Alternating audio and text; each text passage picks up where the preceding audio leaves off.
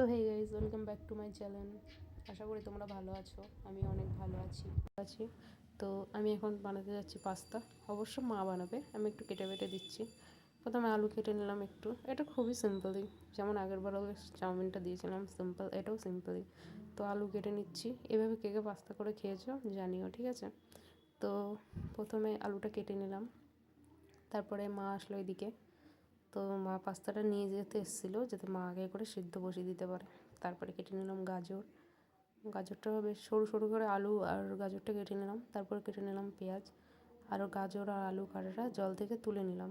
তো তারপর দেখো নিয়ে যাচ্ছি ওই ঘরে গ্যাসের কাছে। তো চলে আসলাম, মা এখানে সিদ্ধ বসিয়ে দিয়েছিল।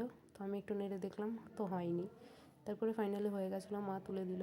তারপরে মা দিয়ে দিল তেল কড়াইয়ে, তারপরে দিয়ে দিল বাদাম ভেজে নিল। বাদাম ভাজা হয়ে গেল, তাই তুলে দিল। এখনও হয়নি অবশ্যই, যে হয়ে গেছে তুলে দিল। তারপরে দিয়ে দিল ডিম ভেজে নিল।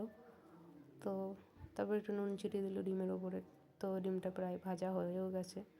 তো ডিম ভাজা কমপ্লিট। আবার একটু তেল দিয়ে নিল। তারপরে দিয়ে দিল পেঁয়াজটা হালকা ভাজা ভাজা হলো। তারপরে দিয়ে দিল আলু আর ওই গাজরটা কেটে রেখেছিলাম যেটা পাশে। তো এটা প্রায় হয়ে গেছিলো। তো আমাকে মা একটু ডিম খাইয়ে দিচ্ছিলো। অবশ্য গরম ডিম ভাজা আমার অনেক ভালো লাগে, তাই। তো এদিকে এটা হয়ে এসছে। এবার আমি গেছিলাম এটা নাড়তে, মা একটু ওদিকটা গেছিলো বোনকে ডাকতে। তো আমি এদিকে এটা মিশাচ্ছিলাম। এক হাতে আর কি ক্যামেরা আর এটাতে হচ্ছিল না, তাই এটা ফোনটা রেখে আমি এটা মিশিয়ে নিয়ে আবার এটাকে নাড়ছি। তো দেখো প্রায় হয়েই এসছে। কত সুন্দর কালার এসছে এটা, দেখো। তারপর একটু সস মিশিয়ে দিলাম, সসটা হচ্ছে মেন। তারপর প্রায় হয়েই এসছে। এবার এটাকে নামিয়ে ঘরে নিয়ে যাওয়ার পালা। তো ফাইনালি ঘরে নিয়ে চলে এসেছি।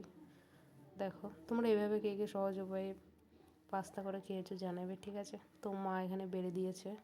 তো বন্ধুরা, এটা অনেক টেস্টি হয়েছে। দেখাবো অন্য কোনো ভিডিওতে। Love you, ta ta, by.